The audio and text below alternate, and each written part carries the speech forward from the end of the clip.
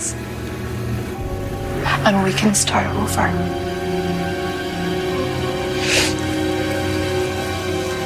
Sofia.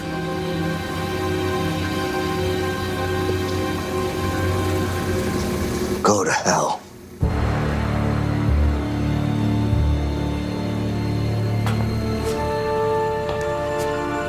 James Gordon. This is where our story ends.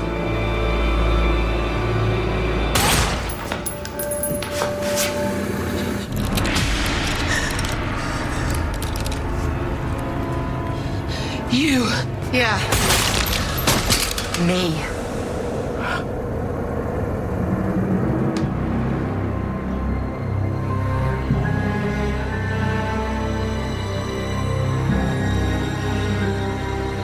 Stay with me, Jim.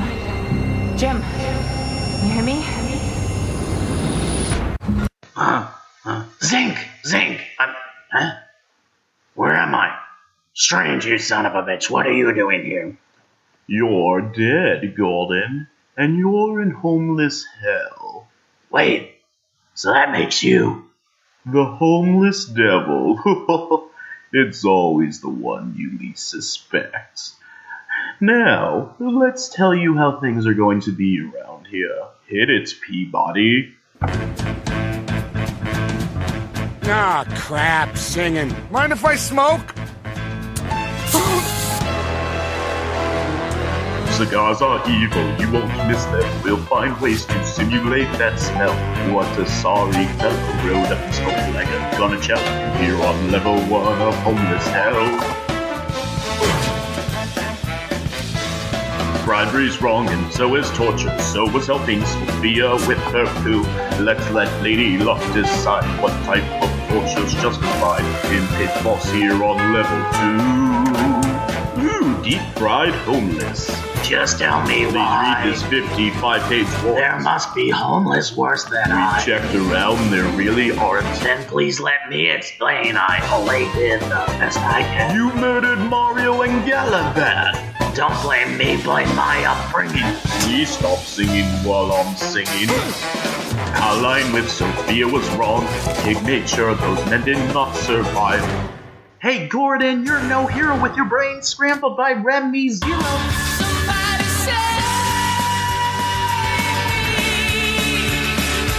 That's what you get on level 5. I don't feel well. It's up to me to revive him. Maybe he's happy down in hell. Sofia tempted him to sin. He's a victim of the cartel. Come on, Harp, don't be scared. Let's get those bullet wounds repaired. So let's help get Gordon revived. My homeless pal must survive.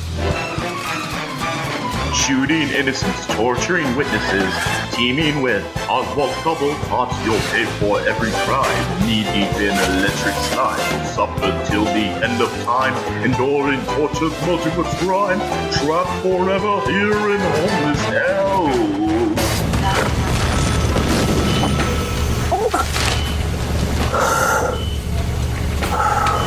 Hey.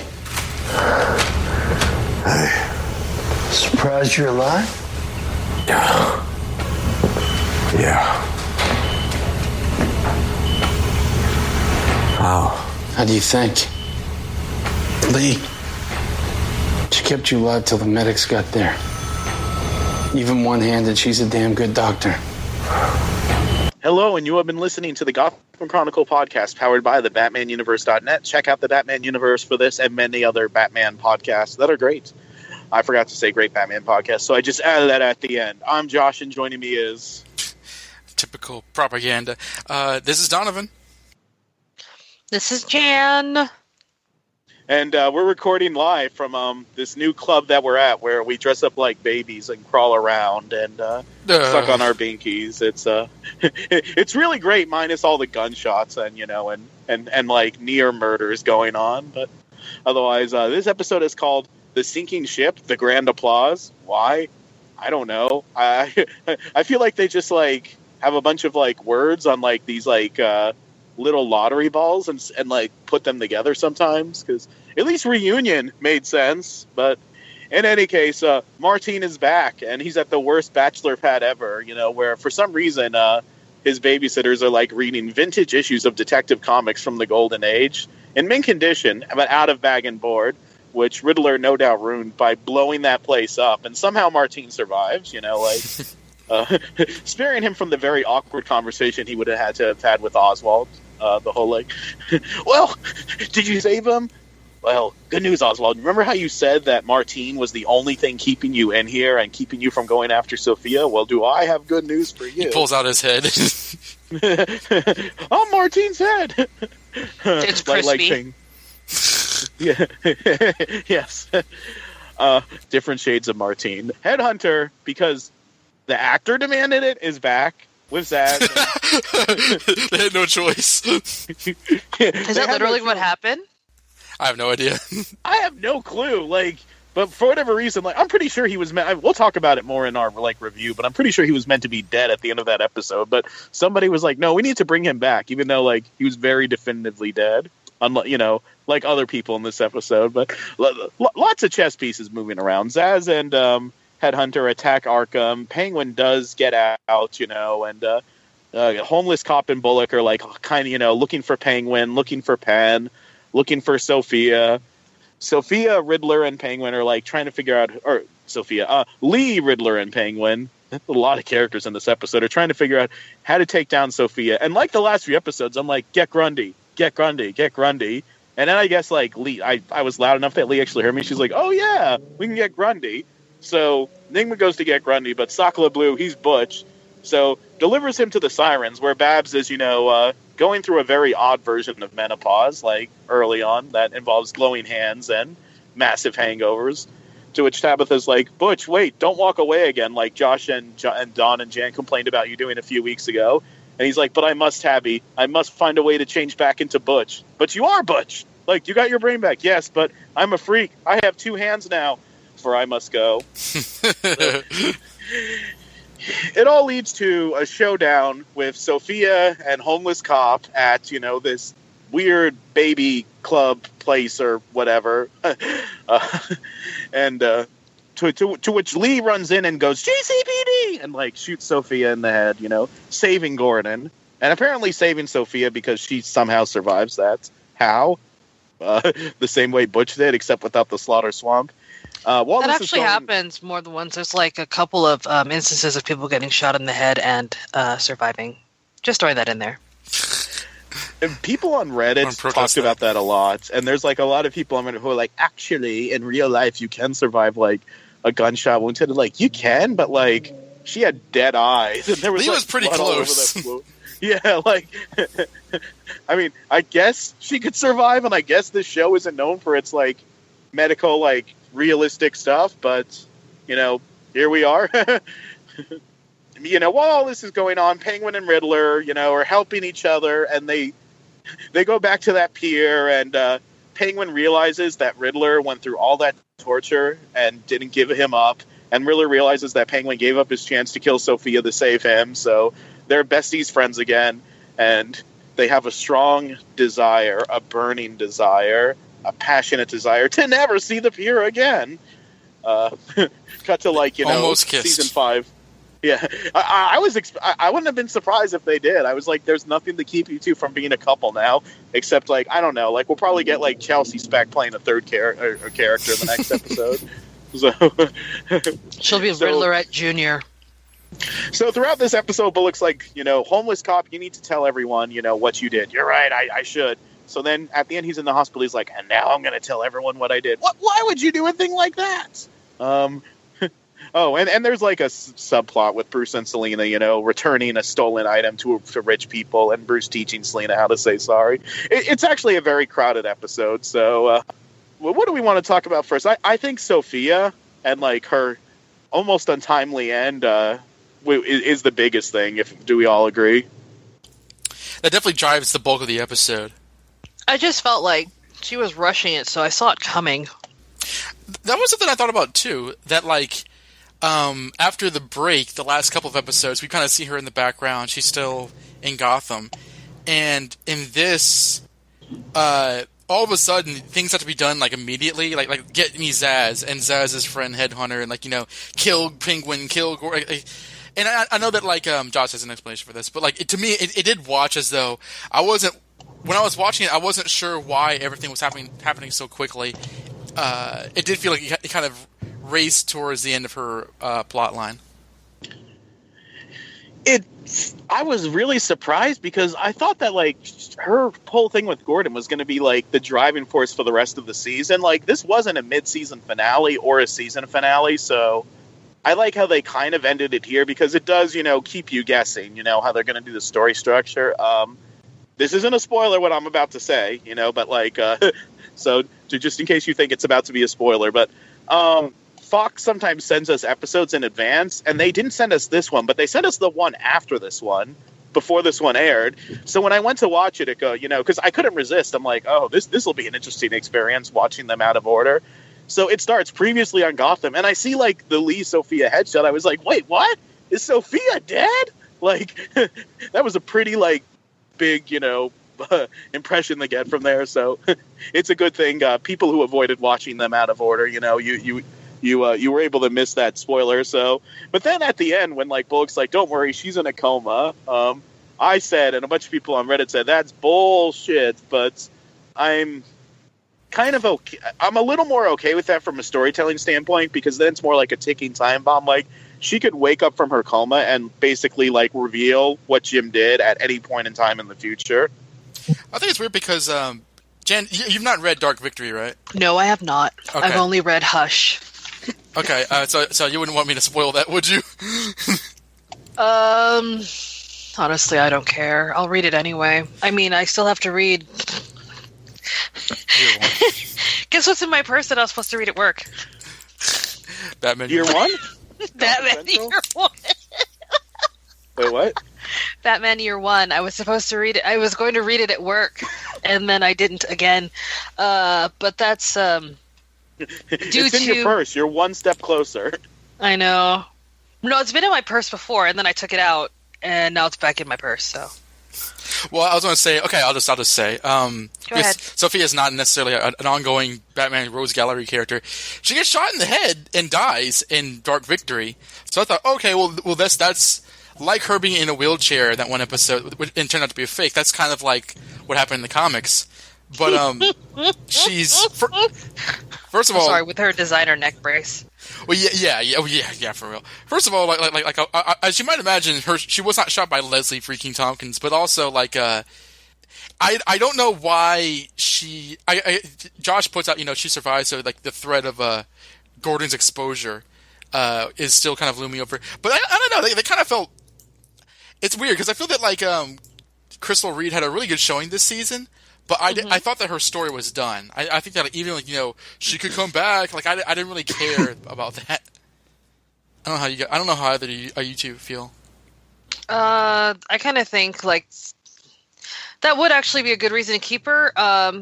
One thing I do like about this show is the villains, and she was a really, really good one. I mean, if she comes back and she's not like she was in this episode where everything had to get done now. I feel like she just got really impatient near the end. Like she struggled and waited so hard and did that really slow, like manipulation of everyone ever. And then she was already on top. And honestly, I kind of feel like she didn't feel like she needed to hide anymore sort of thing. So she just started getting sloppy, kind of like how Penguin does when he's on top, but not as crazy. Yeah. Not as, manic about it. She was just like, yeah, whatever, I can do what I want now, versus like, I do what I want. Exactly. You're just spazzing out. I mean, I love him when he starts yelling. I'm like, oh, who do you want us to get, Pen or Penguin? I don't care, one of them. Do both. I'm like, yes. Like the way she said it, I was like, that is a smart move. You have enough manpower for that. I love her kissing Zaz. You have two people now. Not even just two people. She's got an entire organization under her. She can get it done. Oh yeah, I'm not at all. I mean, not by comic book terms or like villain versus superhero terms, because the more people you have, the more inept they are. But I mean, like, logically speaking, she could do both without sacrificing anything. Yeah. Oh yeah, she's an effective villain. The reason why she was moving so fast this episode was because, like, independent of each other, Penguin was starting to make his move against her, as was, like, Homeless Cop. Like, both of them were moving at the same time, which had Penguin not, like, escaped from Arkham and rescued Martine. Because Martine was the reason why he's in Arkham and the reason why Penguin's not in charge. So, like, her hold over Penguin is gone, and Penguin's out of Arkham. And Homeless Cop, he's also decided, like, screw it, I'm going to go after her, let bygones be bygones. So both of those things coming at once, I think that's why she was more frantic, because she saw her hold slipping through her fingers. I mean, that works too. Yeah, it makes sense. I think that, like, maybe in the weekly format of watching the show, because the last episode was all about Ivy and she was in the background. The previous episode before that was about Ivy and she was in the background. So this felt like if you're going to kind of wrap up her storyline, maybe I needed a buffer episode to kind of get us back on the Sofia track. But I mean, it makes sense. I just felt that, like, gosh, I was like, how did we get here? Where, like, everyone's running around and everyone's yelling and Gordon meeting each other on the street. It's the new adventures of Sonic the Hedgehog. Oh dear.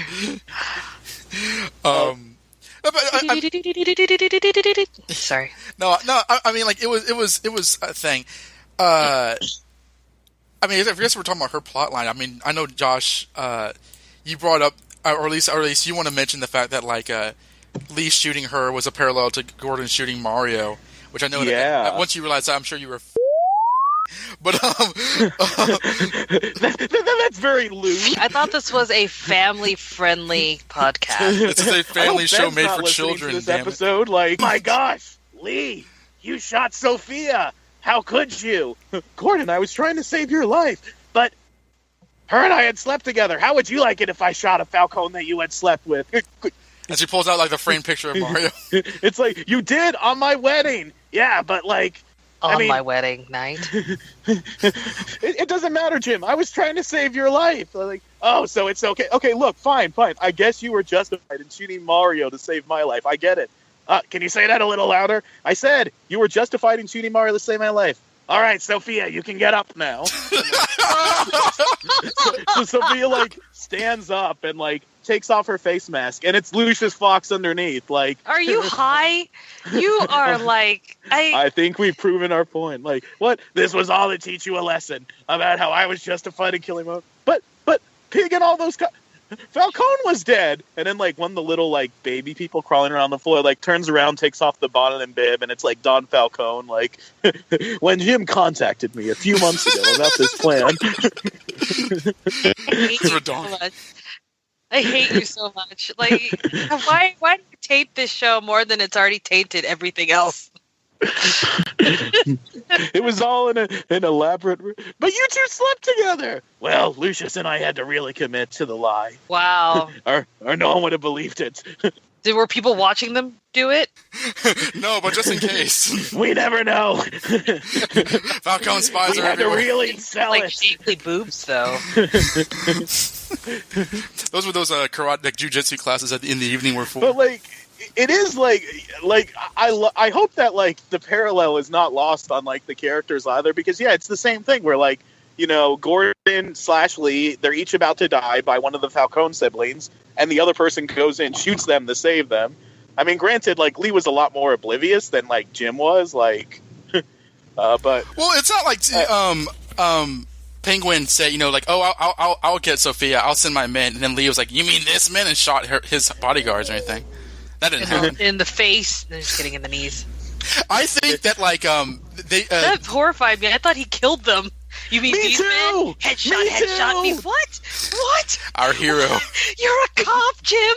And then you're like, no, you just shot him in the legs. Oh. Don had to talk me down from that ledge as well. I was like, he killed those guys. Like they didn't do anything. I'm a hemophiliac. This will kill me. I think that, and feel free to disagree, that, like, they kept Sofia alive to keep blood off of, like, Leslie Compton's hands, I guess. I mean, because they're kind of going to. I know, I hear you, Stein. They're kind of going towards this, you know. She's starting her clinic kind of thing. So, and I'm not convinced Gotham cares that much. Remind me who killed Cherry. That was Barbara. Okay. I'm just gonna throw this out here. Whether the person dies or not, the intent was to murder. The intent is what counts. She made the conscious intent of shooting her in the head. I don't disagree. Also, just like, even if Raish is back in any form, Bruce did intend to murder him. Yeah. No, I don't disagree. I think you're right, but I feel that like keeps the blood on the hands whether the person is dead or not. Anyone who thinks differently is naive and stupid. Well, that's not me. I'm thinking that's the writer's out for that. And this didn't really redeem her anyway, because keep in mind, this woman did release a virus last year. And, oh, well, we're not mad at Lee because, like, Sofia's not alive. She took a hammer to, like a guy's hand in cold blood. Like, you know, like, that wasn't self-defense. I didn't like that. In fairness, he did, like, murder a family's, like husband, but, like, I didn't. Oh, no, he did a lot of stuff. Yeah. It was a show saying, like, you know, see justice for Gotham while we have, you know, this rich woman, clearly with her fancy wardrobe, you know, destroy a guy's hand in front of his support. I can never get over how nice she looks in these episodes, but she's, like, in the lowest part of Gotham. That always pisses me off. The Narrows have never been poorer than they are now, like, as, like, Lee's wearing a mink coat. Her and, ruby like, red you know, lipstick and her, like you know, specifically coiffed long hair. I mean, I know that I'm stepping on Jan's specialty. That's a wig.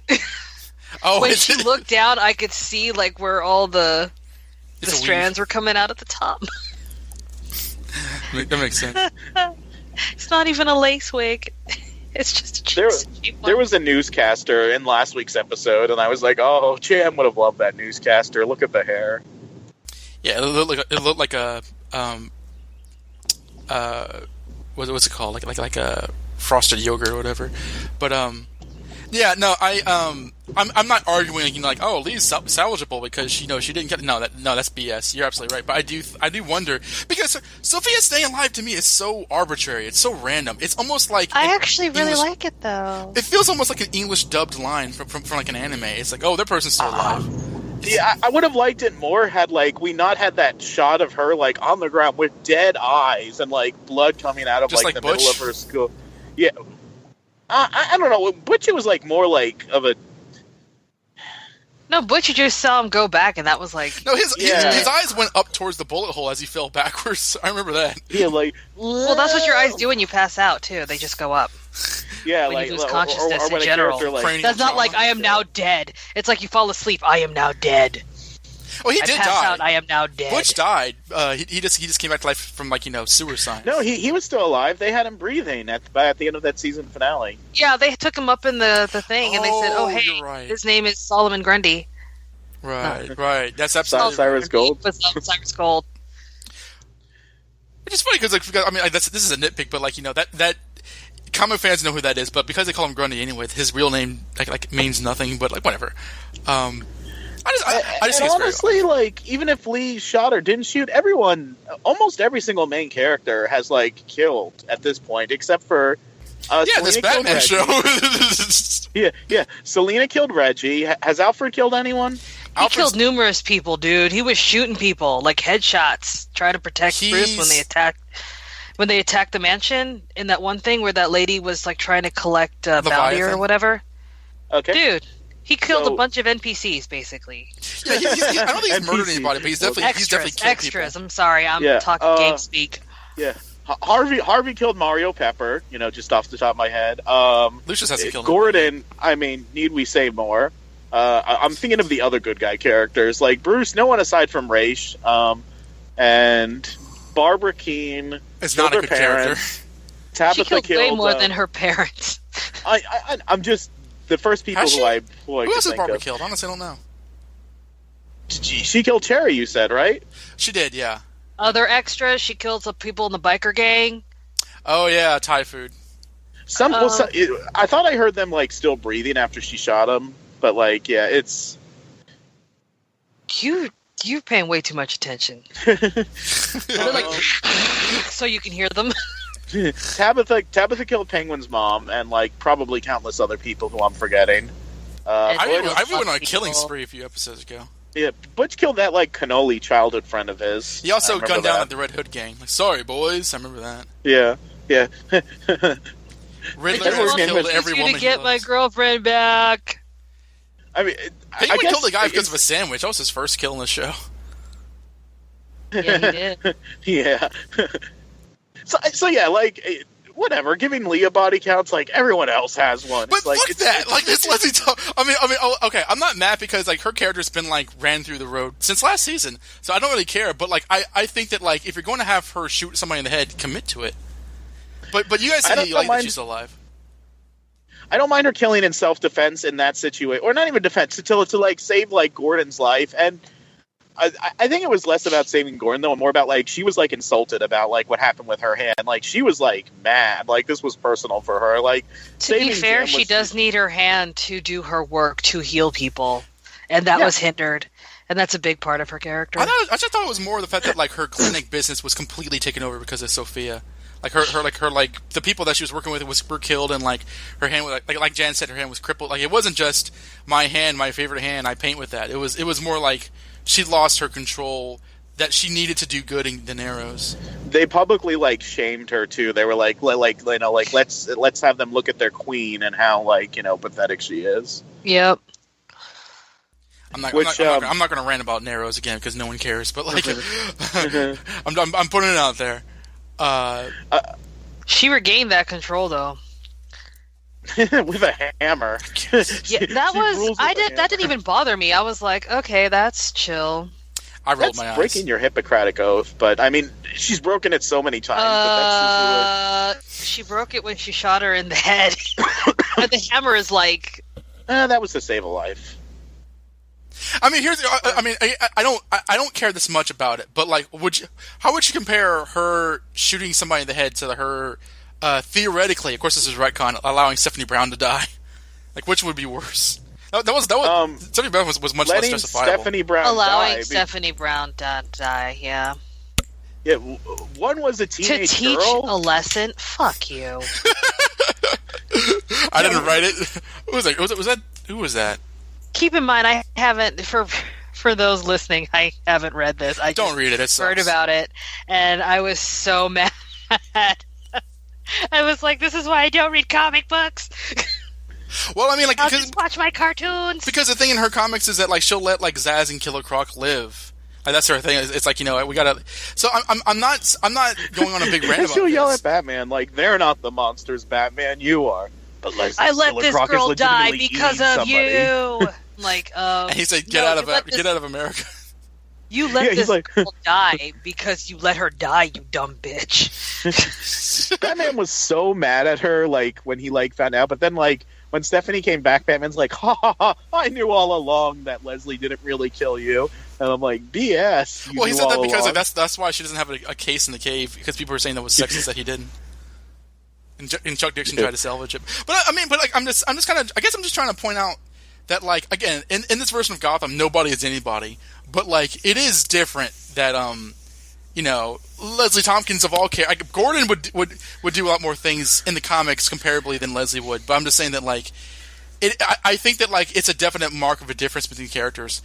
Well, you know, while still being, you know, consistent with how the show depicts them. Which is why I'm saying it makes sense for her to shoot her in the head. So why is she still alive? It just feels like that was the end of Sophia's story to be killed by Leslie. Because they like working with Crystal Reed, and they realize that, like, you know, as a character, Sophia, like, would be useful to bring back on in the future to, like, you know, say, like, you know, I don't know, like, let's say Jim is up for, like, the commissioner job or something, or, like, some sort of election, and then Sophia, like, wakes up from her coma, like, "Oh, Jim, you know, like, if I tell everyone about, you know, you having perfectly knowledge capable of pigs, speech, perfectly capable of memory, perfectly capable of..." Okay, she'll, like, they'll put her in Slaughter Swamp, and she'll be, like, Solomon Grundy, too, like... Whatever, Hugo Strange is still alive, guys. Please calm down. Well, I mean, like, they did bring back Also, Galavan. there's Lazarus Water. Well, no, that's gone now, right? Didn't they destroy the last of that? No. What do you mean, no? Wait. Wasn't that the very last episode they did? Wait, never mind, yeah, okay. My bad. I'm sure that there's more out there somewhere, though. I feel like there should be more. I mean, technically, going by the comics, there's more than one Lazarus pit, so there could be other places that it is that there are pits. So don't worry, we can always bring back Sofia Falcone by throwing her in Lazarus Pit. It's okay. Well, you don't have to. Just have her wake up from a Forehead where the coma. bullet hole is, and she'd be fine. She'll come back in all her delicious glory. I'm starting to think that Gotham isn't a very serious or realistic show, guys. I don't know. Well, no, I kind of got that Are feeling you back sure? at Balloon Man.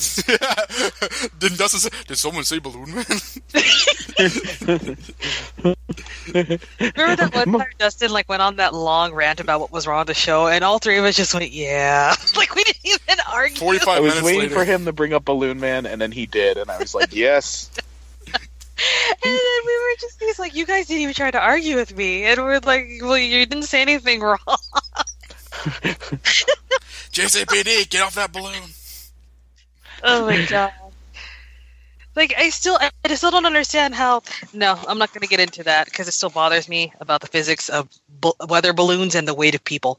But whatever. See, we all have our hill to die on. Like, you with balloons, me with characterization.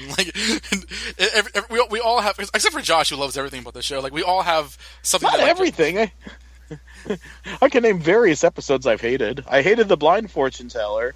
I hated He hates that the fact that, well, he doesn't hate it, but he always points out, he didn't even need to shoot that person! Yeah. That's just plain humanity. Gordon has a problem. He shot Bruce!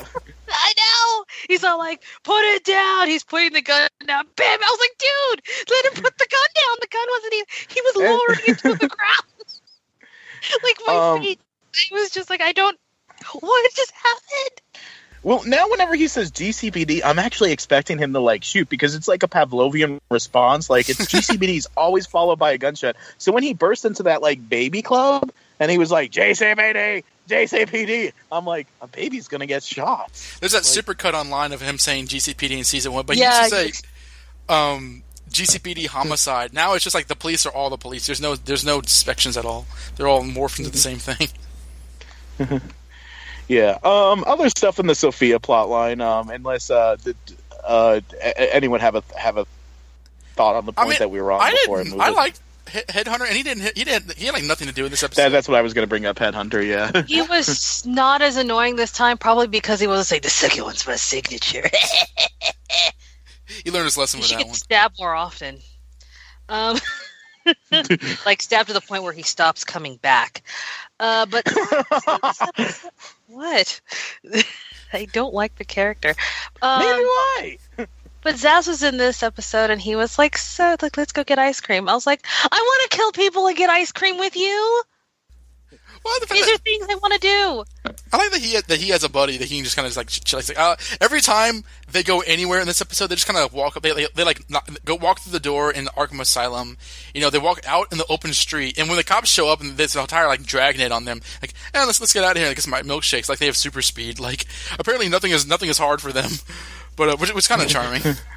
Yeah, but they're getting milkshakes. Yeah, it was really nice that they were chilling with each other, though. I mean, you're right. It is good that he has a friend, someone they can hang out with. I mean, I wish it wasn't Headhunter, who has a ridiculous character design. But hey, so did the comic, and they were being very true to the comic, so I can't really be that upset about it. But no, I was I want to hang out with Zaz. Zaz is I just need to hug sometimes. That Headhunter hugs him, and then he stops, and then he hugs him again and says, the second hug was my signature. Give me a Tumblr profile. I mean, did you like when Sofia kissed him on the head like a dog? We found Penn. Oh, hooray! And she's just give him a smooch as though his name was Spot. Yes, that was very nice. I honestly really liked Sofia in this episode, despite the fact that she was rushing more than usual. And of course, Josh already had a really wonderful explanation as to why she would be doing that versus her very slow. She had more time before. Yeah. And nobody knew she was doing it. So. She was expecting Gordon to, basically fall in love. Yeah, which that's why she's frustrated. I'm we could have had a good thing, you and I. I love her taunting him at the end. Beg me for your life. I'm just sitting there oh girl, you're going a little too far. Oh, I know what I wanted to bring up. The fact that Gordon should be fucking dead. He got shot in the gut 4 times. Maybe she didn't shoot anything important because you can miss a lot of stuff. I'm giving you a side eye on that. Like, you get shot. Yeah, that's a gigantic. Don't try to side eye me. You can get shot clean through the gut and not die and not hit anything important. But 4 times? How big is his gut? Does he have a beer belly? Dude, there was like only one puddle hole. He seriously got shot. Like, he got shot, like, I think once in the shoulder, but like at least twice, if not 3 times, in the stomach where all your intestines and digestive organs are that you kind of need to live. I got the impression from like what Bullock and Lee were saying that like Lee basically barely kept him alive until he got to the hospital. Like so, That's like he was like very close to dead. Not that he was acting like it, the way he was like running around. Like yeah, he didn't even start sweating. I know it's a television show. I'm just being bitchy about it. I was surprised he got shot that much, honestly. I was like, holy God. This is what that is he feels supposed like. to survive this season? Well, he got shot before, and like he went down like back in season 1, which is why like he had like the sonic superpower thing going on, where like he could withstand damage easier in this episode. He's like, this is what it feels like because he got shot, and like he's like people with machine guns still couldn't shoot him, and he took some of them down. I like threw up my hands, and I'm like, all right, like okay, Hollywood. Well, after season 3, when he killed Mario and like Zaz and like all those people were like shooting him, I remember he's like talking to Bullock as they're like hiding behind like for cover casually. He's like, okay, all right, this is, and then he like leaves the cover and like crawls like as if he's in like a foxhole to like the next thing, and there's like 3 or 4 people shooting at him with like machine guns, and like he doesn't get hit at all, and Gordon's not even breaking a sweat. I'm like, you're in very real danger here. Like these aren't stormtroopers, that's Zaz. Although like the best assassin, it's one of those things where it's like I don't think this show. The show says, "Oh, the great Jim Gordon," because he has a good like close-cased record. But like, it's not as though that he's like he's not supposed to be a superhuman character. So like, when the plot convenes for him to like get shit done, it's like, who needs Batman when you have Ben McKenzie? He did serve tours during his service, right? I can see why he would not. Dude, let me tell you, as someone who's actually handled some of those rucksacks, those things are like super heavy. I know that doesn't really sound like much, but considering how heavy those things could go up to like 90 pounds, and they just walk across a desert in those things. Like, of course, so if he's just crawling across the street, he is not going to be breaking a sweat. I'm just going to throw that out there. I have to like drag those things. It's not okay. But they just like throw them on their backs. They throw them on their backs, plus their weapons, plus like other like 50 to 90 pound duffel bags they carry in each hand. It is like intense. Soldiers are not a joke. But homeless cop is. Like they like even like small 5'4" women like carry that stuff. I'm just like in awe of anyone in the military who has to get deployed, because I'm struggling with one bag. They got like 5. Oh, absolutely. Yeah, absolutely. But I don't know. It's. I wish if that's the case, I wish they would bring that up more. Like, gosh, you're sure lucky that you survived. Like 5 guys with automatic rifles shooting at you. Well, I was in the military, so you shouldn't question it. It's like if they said that, then fair dues. I really do feel like they do need to bring in that he was in the Marines. I do know that in the. What is it, Detective Comics? Episode. Was it Detective Comics? Was it Detective Comics or Batman where he was Batman? Those. Well, it was both, but like the Snyder. It was run in of Batman though, mainly. Yeah. Yeah, so in that one, there's a story arc where he actually goes over to the Middle East, meets up with his fellow Marines, and then they go do something, because he has to do something over there. I forget what it is, but he went into like some thing, and he had like his whole inside skin bat suit on, not the robotic bat suit, and he was doing like more Marine-ish work. Of course, he still wasn't killing anybody because he was wearing the suit. But he was still like doing the job with his friends, and I think they kind of figured out who he was. I forget. It's been so long. But that was like, and they bring it up in the comic that he was in the Marines. He has like his Marine haircut back because he's like doing all the Batman training. So. And because they were trying to make him look more like Ben McKenzie, because that was around the time Gotham was premiering. I still think you're. No, that's he a had the push. high and tight, so he had the side shaved and the top done instead of like Ben McKenzie. Yeah, the monkey. Who just had it like clear all one length. I remember asking Scott Snyder at a panel because he was a cop and because he was government, sponsored, if he was going to be killing people, and like he said, yeah, Gordon respects Batman, so he wouldn't be as Batman. The guns were like energy guns or something like that. Yeah, they were like electric guns or whatever. They're not gonna like murder anybody. Which is interesting. They just stunned them. That was during the Super Bro era of Superman. It was a very interesting time. Yeah, because there was one where they like teamed up and they were like, "I don't like you and you don't like me." Like now let's be angry together. I've not read a lot of Gordon as Batman, but I hear it's solid. But like this, You need to read all of it. I was like surprised. I was like, how are they even going to do this? Why is there this stupid robot? And then I started reading it and I was like, oh, this is actually really good. They even gave him his own villain. And then even Batman was like, no, this one is yours. You need to take him down. Like he's like, I'm not taking this from you, sort of thing. Not like I got my beard and my new girlfriend from the Golden Age. No, like when he came back. I thought that he beat Mr. Bloom. I thought I read the last issue, but I don't know. Yeah, but Bruce Wayne did it, from what I remember. But I've not read all of it or hardly any of it, so I'm not going to talk about it. But I was going to say that, like, oh yeah, I remember that era because I remember that's when Superman was at his absolute worst. But that's a tangent. But what is it? Batman was all like, this guy, you've been fighting him this long, and like he was like supporting him as Batman was supporting him as Batman, basically. That's cool. It was really nice. Versus like, yeah, I'm here now, and then like face shove off a cliff or something. It was goofy all along. So Riddler and Penguin. I liked this because I was really wondering how after the whole "you killed Isabella, now we hate each other for everything," like how they would like get to a point where they could possibly like be together. And yes, I ship these two, and like I would really love it if the show. If you listen back to season 3, initially I was like, they shouldn't do this, but then like once they like started, then one episode later they did it. Well, and I was like, you know what? Pull the trigger on it. It would be really gutsy and interesting to do. And at the end of this episode, there's nothing aside from Nigma's heterosexuality and crush on Lee keeping these two apart.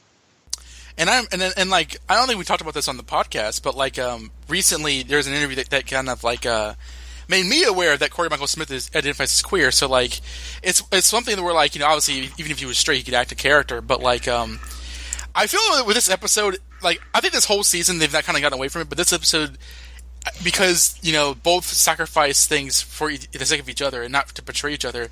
And Penguin says, trust is hard to come by in Gotham, but I can trust you, even though I know Nicholas betrayed him more than once. But like it really felt like sweetly romantic in a way which I don't think the show was aware.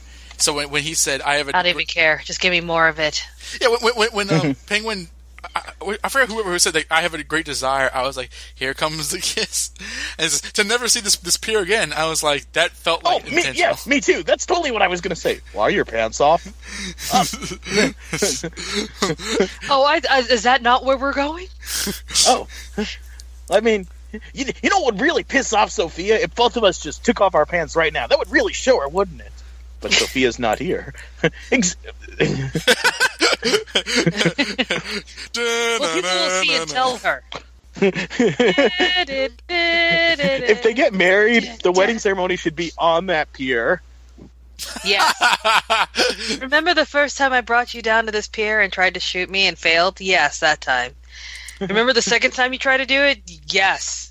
There's a lot of reversals in this episode because like Penguin got frozen by freeze, whereas Riddler. That was so funny. I don't care. Ready? No. Is he alive in there? I don't know. That's such a weird Mr. Freeze. He's very. I don't know how to describe him. He doesn't even have his own goals anymore. Yeah. He's there to freeze people. I like that he's very chill. Oh God! Chill. I'm so sorry. After I said chill, I was like, "Fuck." Oh, you didn't do that on purpose? No, I didn't. I just laughed on after just to make it sound like I did. Cool party. No, he's very laid back. God, that was so bad, and I want to die. Well, he seems like a character who isn't exactly driven by. I know he's like, oh, I need money for my research. Why don't you just steal some stuff? But like, he feels like he doesn't really care about a lot of stuff, and which is odd because Freeze is usually. This is me, but like Freeze is usually a guy who's kind of driven by some sort of motivation, and he's like, he says he is, but he'll do favors for everybody.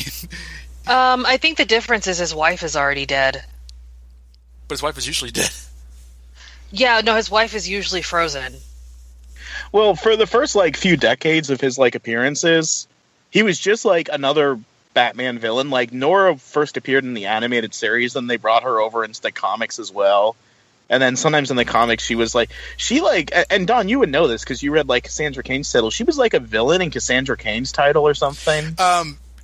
Freeze was teamed up with Shiva and League of Assassins, who Shiva was leading at the time and like they basically bargained him by putting pieces of Nora who had shattered into the Lazarus pit, and she came out insane and with powers. I think it was a little weird. Wow, pieces. Like, didn't they see what happened to Jason Todd when they put him in whole? Was this? I think this was before. Wait, hold on. I'm trying to think. I think this was like right before that, or maybe right around that time. It was right around that time, but it wasn't like the Jason Todd thing wasn't that. If that had happened, it wasn't as big as it got later on. But because at one point Nora was frozen, and then like she exploded into a million frozen people. Like Freeze tried to shoot Batman with his freeze gun, and like shot the frozen Nora, and she blew up, and he really hated him after that. Whoa! I mean, I remember seeing that like a long time ago. Like that was like back in the 90s, I thought. But like I mean, her being dead is I think pretty common. And like that's kind of because like in the Heart of Ice episode where they first did that, she was supposed to be dead. He didn't know she was still alive. So like she's dead now. I mean, he killed her in the series, which was weird. But so I'm not sure what his modus operandi is. Well, no, she but that herself. wasn't his point. I mean, that wasn't his. She killed herself. It wasn't her. He was just trying to freeze her and then unfreeze her so that the virus would go away. But she put the wrong one in herself because she didn't. I guess she just didn't want to live with all the deaths on her conscience, and she was being selfish. She couldn't stand how horrible the episode was that she was in. Yeah, saved by BD Wall. Well, I mean, like, I remember complaining. I remember actually very well complaining that, like, even before she had died, he was they kind of wrote him to be evil. Like, you know, he was like robbing people. So, like, I don't really like this version of Mr. Freeze because it feels like he's just there just because he's like one of the major villains, but he never does anything. He's kind of a lackey. But I mean, you guys said you like him, so like, what do you like about him?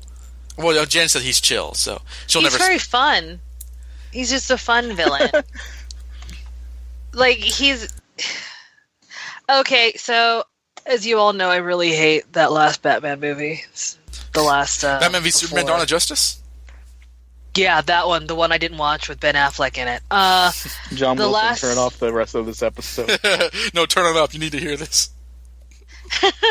I don't watch movies with Ben Affleck. The one with Poison Ivy and Mr. Freeze. I don't like it because I hated like everything in it. Why?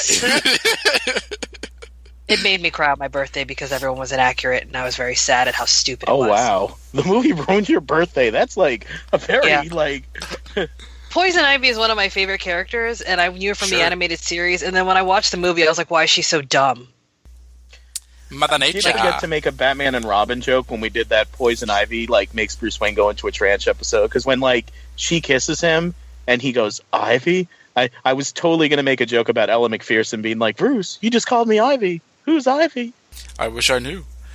So as you were saying. The only thing I didn't hate about that movie, and it's only because of my love of Arnold Schwarzenegger, was Mr. Freeze. I was like, this is really bad, but I love Mr. Freeze. So, I mean, I love perfectly cast Schwarzenegger, so I don't care. And also... So, like, every time he makes, like, a really weird, like, joke, I'm just like, okay, I can forgive this because Arnold Schwarzenegger. Literally, that's my head. Arnold Schwarzenegger. He's a little lighter, and I can live with that because of Arnold Schwarzenegger. But And I think I've mentioned this before on the podcast, but I have most of that movie blocked out. Like, people have to continuously remind me that Bane was in the film.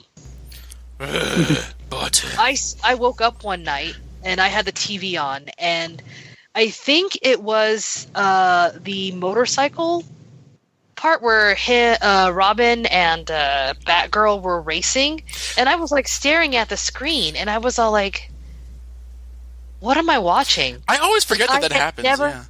Like, I had never seen it happen, and then Chris O'Donnell and Alicia Silverstone pop up on the screen, and I'm like, "But what am I like?" I literally blocked it out. I had no idea what I was watching, and then it like cut to commercial and said, "We'll return to Batman and Robin," or Batman and Robin. Holy shit! I literally blocked Batman's the movie in out this? of my brain. That honestly, Gotham is a show where, like, honestly, Batman and Robin could be in the same timeline because everyone especially all the villains freaking laugh their heads off. It's like, ha, ha, ha, ha, ha. Ben McKenzie does not grow up to become Pat Hingle. Well, I mean, like when I think of like John Glover and like Freeze and how everyone's just giggling themselves stupid. Like, every villain on the show always does that, whether they're Jerome or not. But it works for Jerome. Because I think we were comparing Ivy to Peyton List's Ivy in the last episode, and I feel that like she had, I mean, say what you will about Uma Thurman, you can say a lot about her performance. Although I actually really love it because it's so campy. But like, she actually had a motivation, whereas this one, it's like she's like, I hate everyone in Gotham, which kind of felt like total horseshit. But versus that, I can see why she had like a really shitty life. Her mom killed herself. Her dad got shot, even though she was like abused. Every man like clearly just wants shit from her. She's changed actresses twice. Also, like, Penguin was treating her like shit. Her friend told her that she couldn't be in the club with her and her other friends. There's, like, a lot of stuff. She got, like, shit on a lot in this series, so if she just wants to hate everybody. Also, she's still, like, she's a hormonal 16-year-old girl with a lot of power. You guys forget, she's a teenage girl going through, like, she's not going through puberty anymore, but she's, like, still got, like, very low... she hasn't fully mentally developed yet.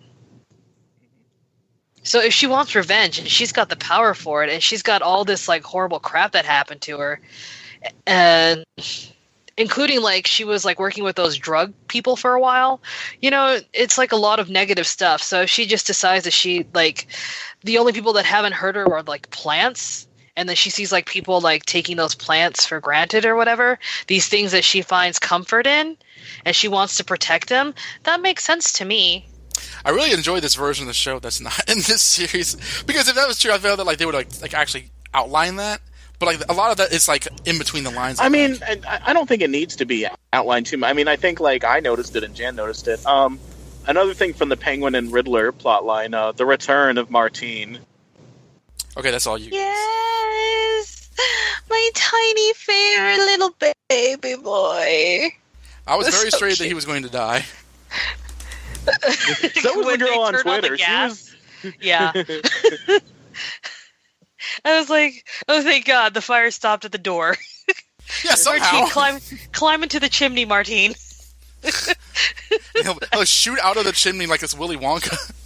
Exactly. And then the Riddler's there to catch him while, like, riding on one of those Penguin's helicopter rubber umbrellas. ducks. Oh, no, the umbrellas from the 60s show. Yeah, the helicopter umbrellas. He just floats by on one of those and picks up Martine as he pops out of it. Martine, you know what happened to the boy who got everything that he ever wanted? He lived happily ever after. Goodbye. What did he say to goodbye, little kitten, go to heaven, or whatever he says in Batman Returns. When she's like flying up. Yeah, the girl on Twitter was like really afraid that Martine was going to die, and she was like, "Somebody tell me if Martine dies or not. I can't take it anymore."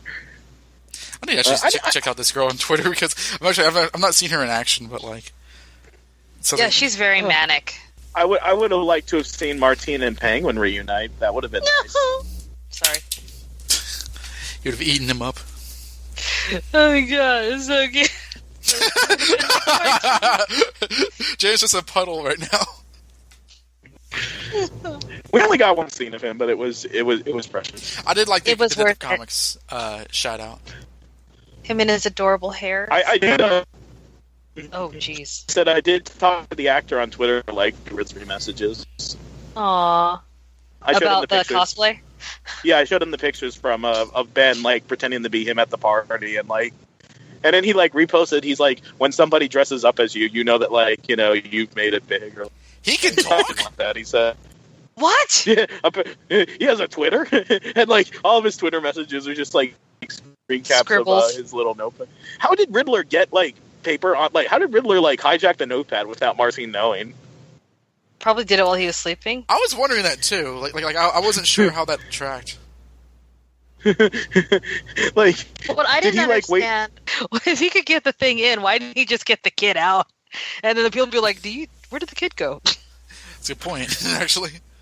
Oh, maybe? Because You know what? It's I not figured it out. ingenious. I figured it out. Mm. They have to replace the notepad, so he put it in one of the replacement notepads for when he runs out What of if paper. Martine didn't have a lot to write like that, and it like takes him like a week to get to that notepad, and like Riddler's just like sitting outside there with the rocket launcher, like, come on, like get to the notepad already. It was interesting, and I think that like plot wise, it made sense. Like I understood like why he made his cameo. Because I really Also, thought, was cute. well, yeah, he's cute, and also that like his storyline really was over. But I thought that like it was a good way to use him, and why he's still alive. Well, and he's the key to Oswald's victory, victory. He's the key to Oswald's like freedom and innocence, which does beg the question. Like now that like we know that Martine like wasn't killed by Oswald and Sofia's gone, like is Penguin just going to be in charge again? Like. That is a good question, considering Babs said, Tabitha was all like, we really need to jump on this, because Sophia's down. Yeah, I never thought about that. Well, and that was like Jim's whole thing was like, taking down Penguin so that the GCPD's not ruled by crime. Like, so. Now, granted, Penguin doesn't have Zaz anymore, so there's that. But maybe Zaz will like try and be in charge now. Like him and Headhunter will like rule together and be besties. Yeah, it's probably going to be the Sirens, I guess. But I would kill for a Zaz and Headhunter show. Honestly, I don't like Headhunter, but Zaz would just be like so happy. You just want Zaz to have a friend. It's like, true. Gotham a go. I'll take anybody at this point. Zaz and Stick Boy. Do we have Just any carries more around a thoughts stick. on Penguin and Riddler's plot line? Well, I felt bad that like when Jim was going to break the law, as he routinely does. It's like I'll let you go if you give me this information, and then like Harvey kind of like gave him a half Nelson. It's like, Jim, got it. You promise, Harvey. What the hell are you doing? Doing my job, and I'm obeying the law, Jim. But Harvey, you can't. I made a promise. Yeah, you did. I felt bad for Penguin there. I love it when they're walking like, now we just need to find Penguin. Is he about this high? Walks with a limp. Has a pointy nose. Wearing hey! a bedroom robe. Like everyone was on that street corner. It was a very busy street corner because Az and Headhunter were also there. Like, Well, to be fair, they were also hunting Penguin, so everyone was in one place. It made sense. It's so weird visually that like Headhunter and Zaz just walk up to the set, just like no shit's given, and like oh, there they are, pull out their guns, like it's like a video game. Zaz never has any shits, dude, except for when Falcones die. You can basically hear the mini boss music whenever they show up.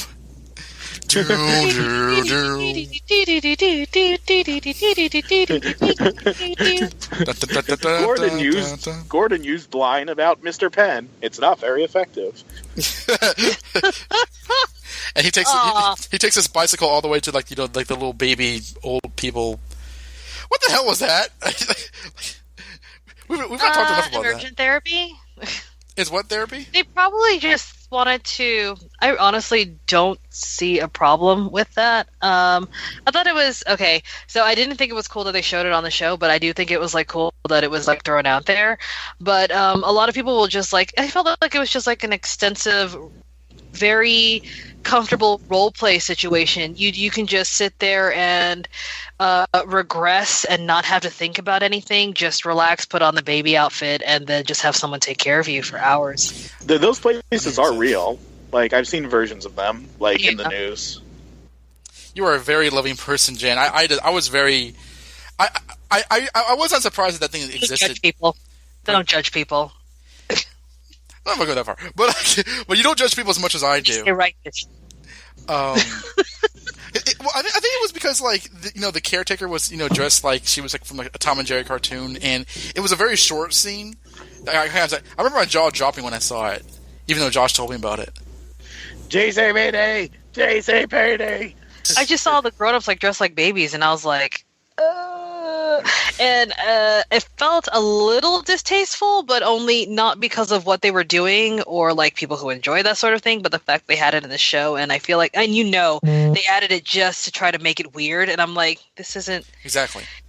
It's not what most people would consider to be a norm, but you should also not just be adding it to like just to make something weird. That is unfair to people who do that in real life. Well, I also feel that, like, honestly, I don't think that kind of therapy or whatever it is, I don't say public knowledge, but I feel that, like, it was a first to kind of show that on television that, like, I was genuinely, I was a little confused. I kind of, like, ascertained what was going on, but, like, it's like, okay, what? I feel that, like, I don't know, like, it was so quickly, it was obviously for a joke, but, like, it kind of just left me bewildered. Yeah, it's kind of like, and the thing is, God, I want to kind of equate it to like, when you go to an environment that's like for BDSM or something, except that isn't it's not that specific. They do have infantilism or whatever, where people do get turned on by when people act like babies or being turned on while acting like a baby, but that didn't feel like that. It felt like something completely separate. Yeah, I didn't get a sexual vibe. I just got like... Yeah. No, which actually made me happy. I was like, oh, thank God. Because if they did some kink shaming on this show, I would have to hurt somebody. Well, of course they do. I mean, I was surprised. Like, I ran a lot on about like how they depict like, like the lower class and stuff. So I thought that it was almost although those people, it seemed like they were kind of like, they would have been kind of like the white collar citizens of Gotham. Yeah, no, like actually a lot of it looks like an expensive place. Tangent on BDSM. A lot of people, like a lot of more white collar, high end, make more money type people who have a lot of power will actually hire a dominatrix or a dom to strip them of that power, and it's like relaxing because they don't have to think about doing anything except what they're told for like maybe like an hour or two a session, and then they have like a whole like refresh, like okay, I didn't have to like deal with all the pressures of my life, and then they just go back to their job. So the other people on the show that Jan finds absolutely adorable, aside from Martine, is Butch Gilzine, who finally reveals himself. Like, we've kind of been wondering, like, what's his game here? So I was happy for that. But, like, I'm glad that Tabitha brought up, like, don't walk away again. Because I was like, yeah, like, why are you walking away? And, like, why aren't you stopping him? But, like, his whole, like, I got to change back to normal, Tabby. Like, you are normal. You have two hands again and your brain back. Like, call it a win and take a shower. Yeah, but you remembered what... Oh. You remember what Barbara said. She's like, oh, God, he smells like moldy teeth. Like, I don't think his body has been restored properly, and he's trying to, like, become human again versus being undead. That's what it sounds like he's trying to do. He's, like, basically Edward Culling it. It's the skin of a killer, Tabitha. As he sparkles? As he sparkles in the sun, yeah. Yeah, I didn't really like Barbara's reaction to him because, like, it's... Aaron Richards made this, like, big deal at the beginning of, like in Comic-Con this year, how, like, this year we were going to get a more, like, zen Barbara, less, like, evil, crazy mob boss Barbara. But and to then, be like, fair... We got that for, like, a few episodes, but then, like, now she's just kind of, like, back to being, like, season 3, like, yelling at everyone, like, Barbara Queen. And, yeah, I know that she's, like, got, like, crazy hand stuff going on, but when, like, she, like, pulls the gun on, like, Butch and stuff, I was like, oh, okay, like, we're back to this Barbara again. I kind of liked when, like, he dragged Riddler in, And like he said something hogtied. Yeah, and like we see Riddler with his tie in his mouth, he still was so smart that he still was like laughing. But like the drama, I don't know, Jan. Like the drama of like, you know, he doesn't want to be Grundy anymore. He wants to be Butch. Like I want to be honest. Like a lot of this stuff makes sense, but the show straight up does not get into it. And like I think a lot of it is either left up for interpretation or it's kind of begs ardent viewers to come up with an explanation for them.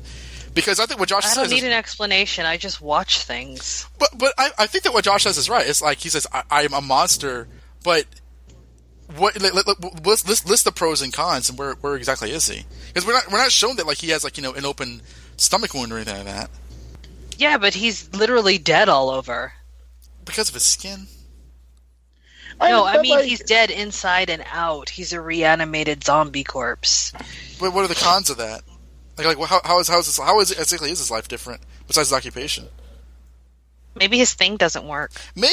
I mean, tell us that. I mean, come on. You can't make love to a woman if you don't have the thing. I need hardcore proof. They need to have a sex scene where they demonstrate that. Otherwise, I'm sitting here like... And then you watch that scene, you're like, yeah, but they're just joking the entire time. We don't know if they're actually a couple. Fuck off. Donovan, they're getting married right now. Yeah, but like, you know... This is like a hoax wedding. I mean, they're criminals. Like, it's probably not even a marriage license, you know, like... Wow. You're just never going to let him live that down. I don't know if they're together or not. Like, he always called her baby, and that's what mob people call each other all the time. Like, that's what he calls his mom. No. I really did. I need to go back to the Riddler thing. I really do like that he calls out the other Riddler. Like he basically released him. I like that I like that the Riddler likes Penguin. Like it's not Ed, it's the Riddler who likes Penguin and Ed who likes Lee. It's a very twisted love triangle. Quadrangle. Yeah. Ed, Lee, it's basically Riddler. 4 different people. Ed, Lee, Riddler, and who else? Ed, Lee, Riddler, and who else? Ed and Riddler. Like, that's why it's the quadrangle. Because Ed is 2 people. Ed and Lee, and Riddler, and Penguin. Yeah. Oh, okay, Penguin, okay. Basically, Lee and Penguin are sharing 2 different men in the same body. Because the way Lee looked at Ed at the end of that episode. No. Yeah. She was disappointed. She was like, "You're the Riddler again, aren't you?" I don't mean this episode. I guess I mean the other episode. Oh, and he went off to hang himself. Yeah, when he went off to hang himself, like the way she looked at him, it felt like she was coming around. I was like, "Oh, okay." I don't ship them, FYI. It just gave me that vibe that she was starting to really like him. Yeah, or at least starting to like him. I still don't ship them because I feel like it's very inappropriate. I feel like Lee would have to like. It's just a betrayal if like Lee does it because like, you know, I guess we're supposed to believe that her and Kringle were like really good friends because they hung out that one time, but also like, you know, this is the guy that framed Jim for murder, causing him to go to jail. Yeah, like framed Jim for murder. She mentioned everything this season. Yeah, it's.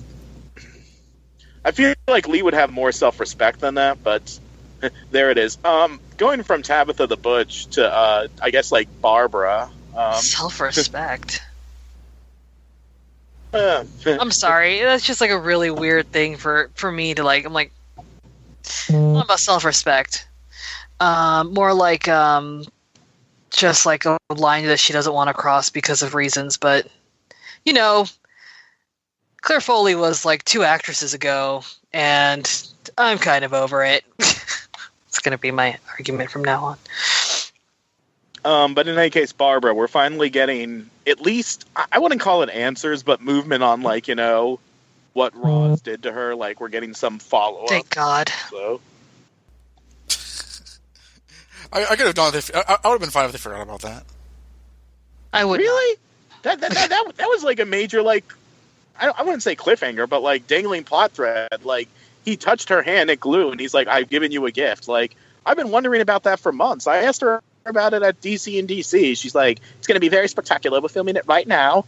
And wow, drinking no! coffee Why do you hate Aaron Richards so much? I don't, though. Who is She's like, that accent? I don't do female British accents real well. Like, I'm an American boy. Up your Doctor Who game. Yeah. Yeah, like, I don't do female British accents well, but I mean, I can't say a lot about the glowing hand thing because I do know some of what's coming ahead, so I'm gonna like kind of I do too, and I don't like it. I'm sorry. I'm just sitting here thinking, I'm sorry, is female a British dialect? It's regional, not we don't have him here in America. I'm sorry, go ahead. But yeah, in any case, like, Jan, do you have any speculation about the whole Barbara, Han, Roz, or thoughts thing? Absolutely none. I have no idea what the hell's going on, and I'm not really thinking about it. Grab a glass of wine before you watch the next episode. God damn it! I have to go out and buy wine. Why are you like this, Josh? Or I didn't write the episode. Actually, I think I have a bottle of wine in the fridge. I'll drink that. Actually, we might as well have written the episode, like, like the Gotham writers just like bug our like phone lines, like to like look for ideas, like, because was this the episode, Don? Yeah, this was where like there was a character called Agnes the Skinner, and I was like, yeah, I forgot about that. I totally forgot about that. Understand? Yeah. That's part of the whole steamed hams Simpsons. Or by Alice me. Well, not just steamed hams, like Simpsons in general. She's been a character on Simpsons like before and after. Oh, okay. Principal Skinner's mother. Yeah. The other two characters in here, and their plotline was kind of divorced from like the rest of what was going on, was like Bruce and Selena, which I didn't really care about their mission, but I just love Davi Mazouz and Cameron Beekendova together. They have such good chemistry, and it's different now that they're older. Like, because I feel like the relationship like being more serious and like having more emotional weight than it did when in like season 1, where it was cute in season 1 and they had good chemistry in season 1, but it's like it's matured along with them, and I love that. I think that like Cameron Beekendova is a good actress. I think my favorite acting bit from her was way back in the last season, the beginning of last season, where she thought Ivy had died. I thought she really acted that well. Generally, they write Selena. I find that they write Selena kind of like two-dimensionally. She's either kind of like just like either kind of sardonic and kind of rolling her eyes, or she's like annoyed at something. And I don't know. I feel that like that doesn't give her, the actress, a lot to do. But I did like where Bruce and Selena's characters kind of went in this episode. And I like that scene where they both were kind of having that sort of like 60s Batman fight sequence. Where is this the first time that Bruce has like knocked out somebody, a grown man? No. Did he beat up Sonny Gilzine and knock him out, or did Sonny Gilzine beat up him? I mean, this is kind of like a fight scene. Yeah, he let him get him. He let him. He did. Eh? He let himself get. He let himself get beat up because what is it? Alfred told him to tire the person out, and then he took him out afterwards.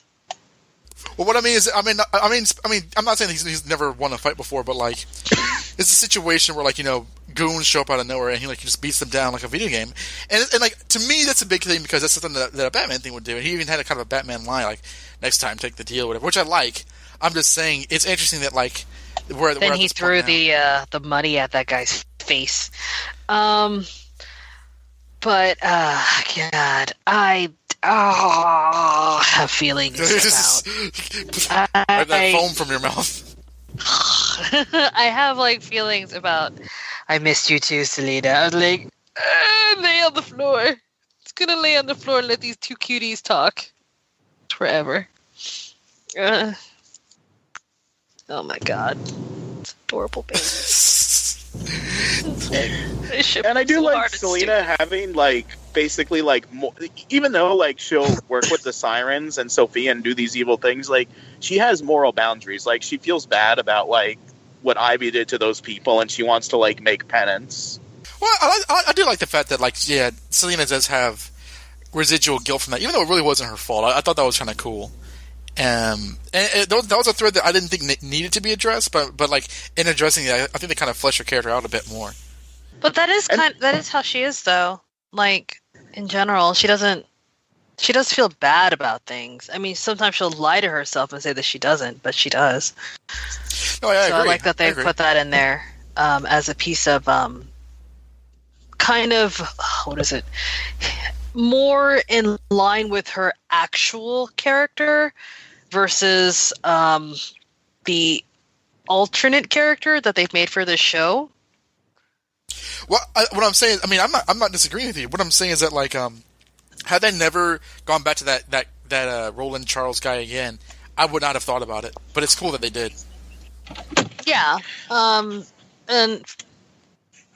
but I've come to hear a lot, not from you guys, but like in general, is like when people go back and they try to flesh out characters, they're like, this was unneeded. And I was like, no, it was definitely needed for people who enjoy this character. I mean, what I've come to find is a lot of people just like action-y things, like, oh yeah, and then they're cool because they could do this and that. And I said, why do you like this? Like, whenever I ask anybody, who's your favorite superhero? They go, Superman. Why? Because he's Superman. He's like really strong and powerful and awesome. And I'm like, but what else? What else is there? Things Lois Lane. Yeah, and I'm sitting here like, so whenever somebody tells me they like Superman, I automatically assume they're a huge douchebag. Again, no John Wilson, lie. listen up. I am not even joking. If I'm talking to somebody, they like Superman is my favorite superhero, and I'm like, oh, cool, why? And 9 times out of 10, it's like because he's like super, like he's like you can't beat him. I'm like, Does that really happen a lot? Actually, and then or Iron Man. Iron Man's another one. Iron Man, yeah. I feel that way about Iron Man. And it's because he's rich and he's like this and that and the other. I'm like, God. No, if you like Iron Man and you can tell me like coherently why you like him other than the fact that he's like rich and bangs a lot of chicks, I can respect you. Who needs a better reason than that? Well, that's a lot of things. And Josh and I talked about this before with like not a superhero, but like with Gwen Stacy. It's like, oh, I was always a Gwen Stacy fan. It's like, really? What's your favorite Gwen story? Spider-Man Blue. Yeah, it's like the ones where they have it written like decades after she died. It's like, and we don't that's kind of like kind of a that can lead to gatekeeping, which is not great. But like, I know what you mean. Where it's like, a lot of these characters have a lot of rich histories, and there are reasons to like these characters. But it's a lot of people like Batman really superficially, like, oh, Batman because he beats people up, and it's like, Jesus Christ, that's a terrible reason to like him. It's like my friend Nando. You've met him. Yes. He loves Superman. Superman is his favorite character. So for the longest time, Superman was my least favorite character because I associated him with douchebags. Then I met Nando. What? I said, are you calling Nando a douchebag? No. Nando straight up goes like, no, he represents hope and he does this and that and the other and he's like a really good guy. And then he like gave me the whole rundown history with Ma and Pa Kent, all the stuff that he has to go through, all the stuff he has to suffer with, and how he still tries to help humanity. Like he gave me this, I was like, whoa, you are like the first Superman fan I have ever met who is not a douchebag. And after that, I am outside of like movies and the Adventures of Lois and Clark. I actually started giving Superman a better look in like media and comic books. Yeah, that's awesome. We know. I mean, you can like somebody for like superficial reasons, but I'm just going to assume that you're just dumb. That's my line. We know a lot of Superman fans. There's a whole homepage dedicated to it, but like a lot of them, I'm usually listening to people who are like kind of overtly enthusiastic about the character, and not to say that that's superficial, but like I've not been around a lot of people. If people like comic book characters, they don't really tell me, but like it's interesting to hear that like they like Superman because he's super strong, because that is like a very like 1980s dude bro version of that.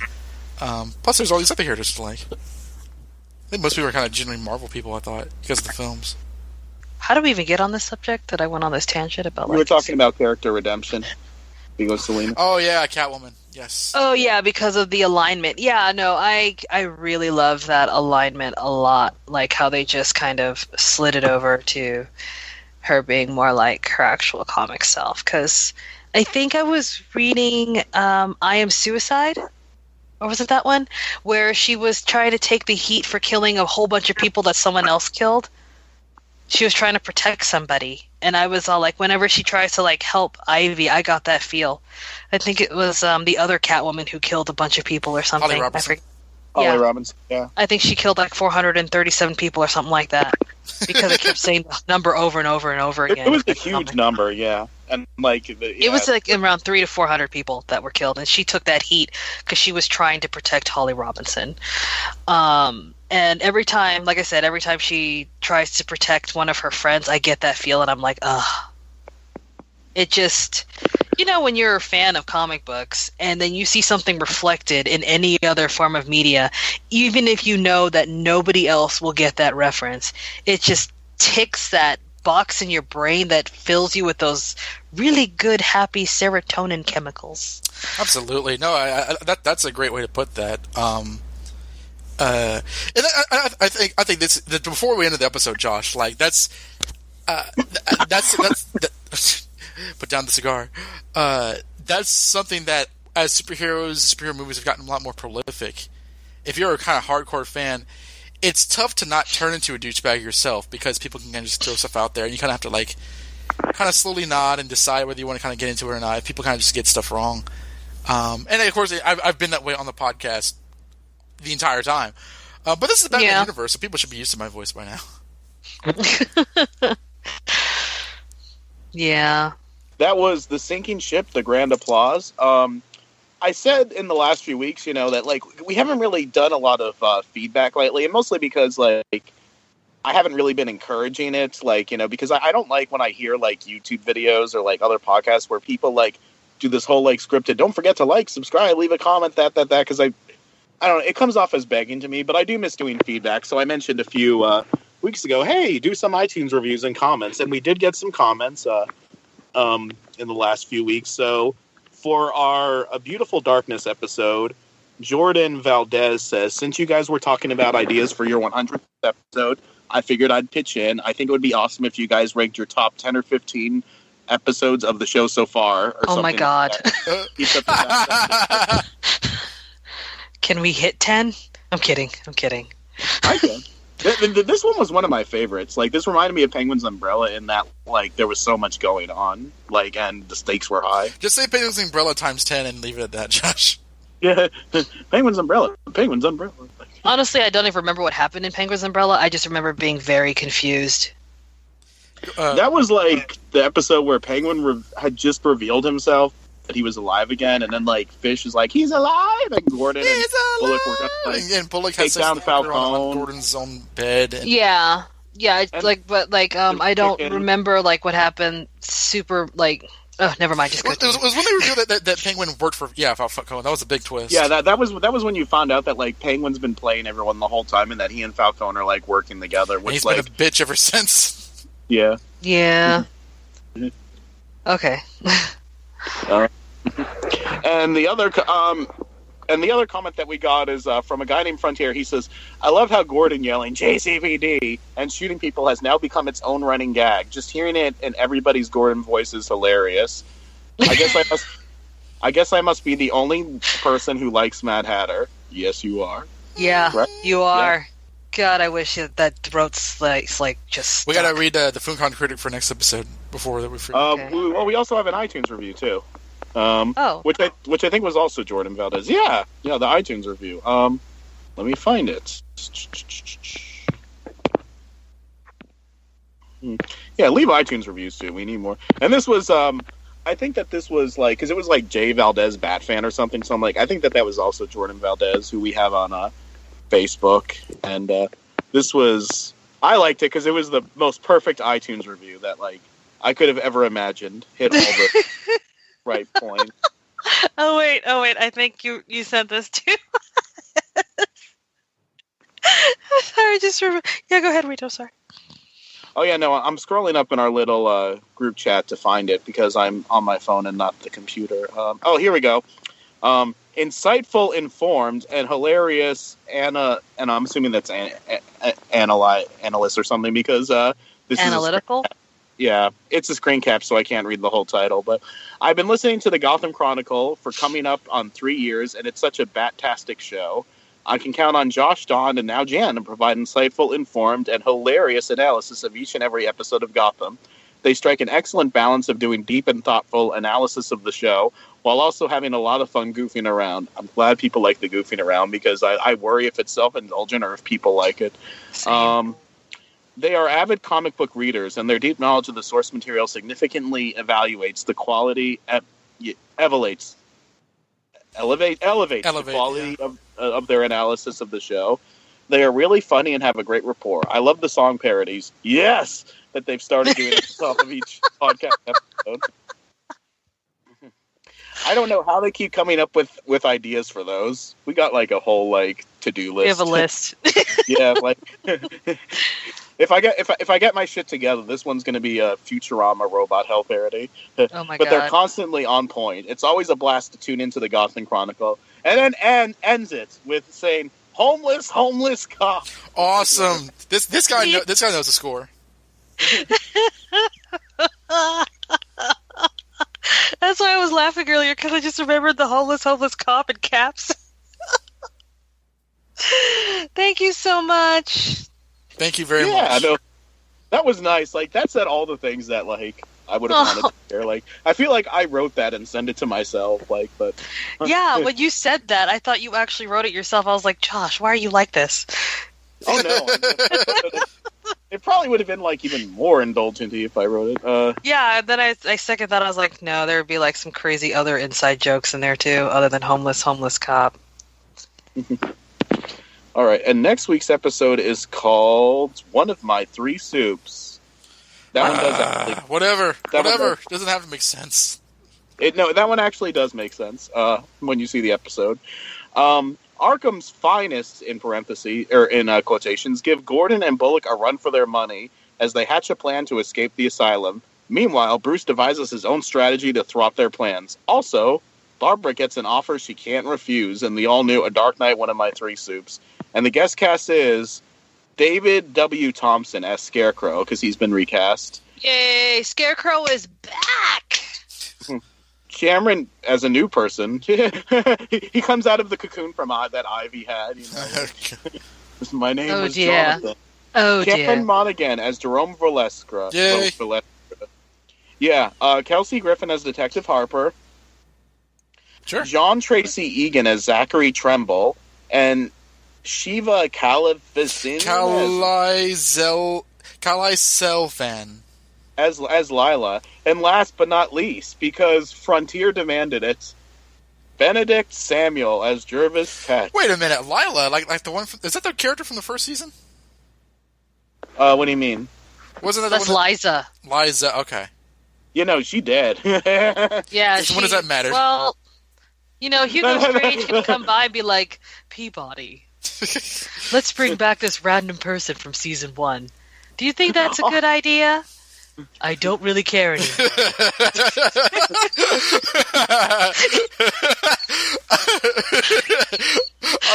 I love this the slight pause before he's like, I don't really care. Falcone and Fish are both dead. The very people who were playing tug of war over her. I love Strange. I don't care anymore. I don't really care anymore. As he swings a flask. I'm just trying to feel something again. I haven't felt in ages. I just want to hear you question me, Peabody. As he talks to the skull. He should bring her back. He has the power to do it. It's true. Okay, I'm gonna watch the promo real quick. I didn't see the promo either. Can you link me? Let me link.